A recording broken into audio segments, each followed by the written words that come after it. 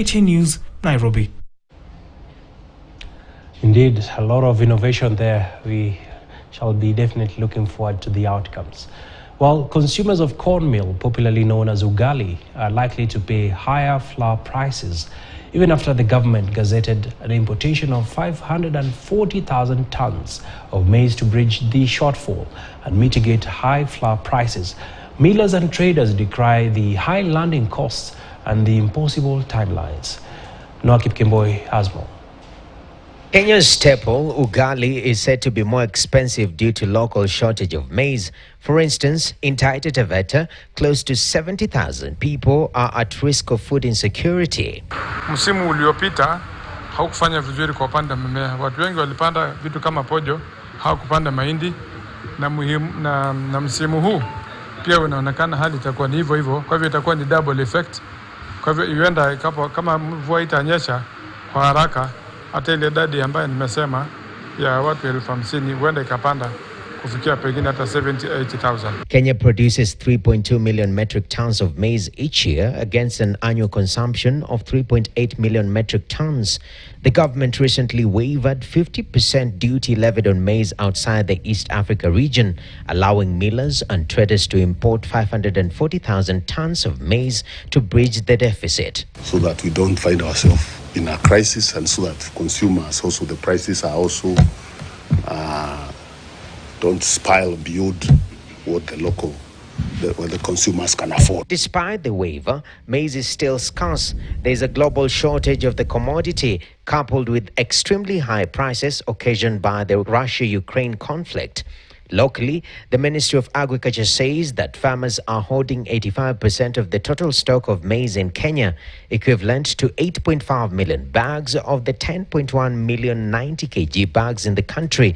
Mahindi wakulima wangali wako nazo, na tutakubali serikali iweze kuimport mahindi ingine.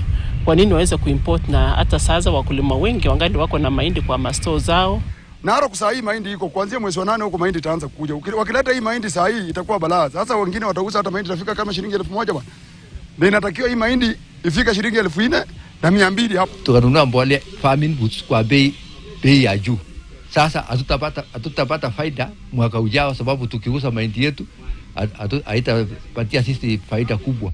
In a joint statement, key agricultural sector players including the Kenya Association of Manufacturers, Cereal Millers Association, the East Africa Grain Council, among others, have urged the government to negotiate with the governments of Zambia and Tanzania to allow the importation of 6 million bags of maize.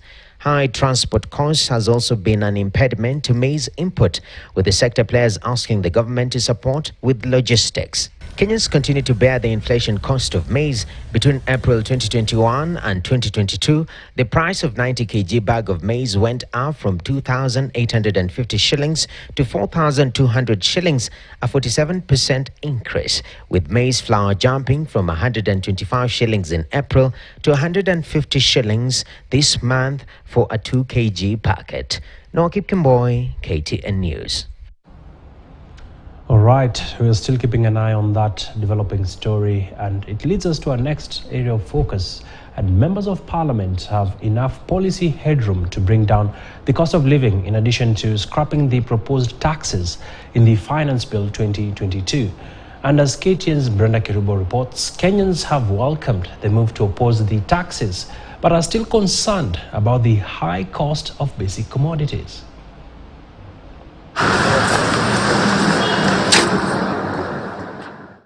The Finance Bill 2022 had set the stage for another round of increased taxation to the average Kenyan. But this was not to be after the National Parliament rejected a number of proposed tax measures. This, in essence, leaving Treasury CS Ukur Yatani with limited options to meet the huge budget deficit.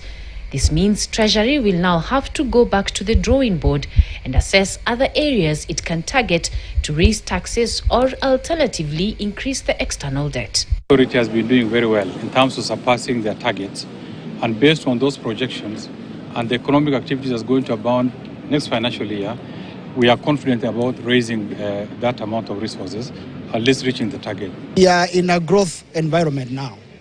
The economy is projected to have grown by 7.6% in 2021. We are projecting a growth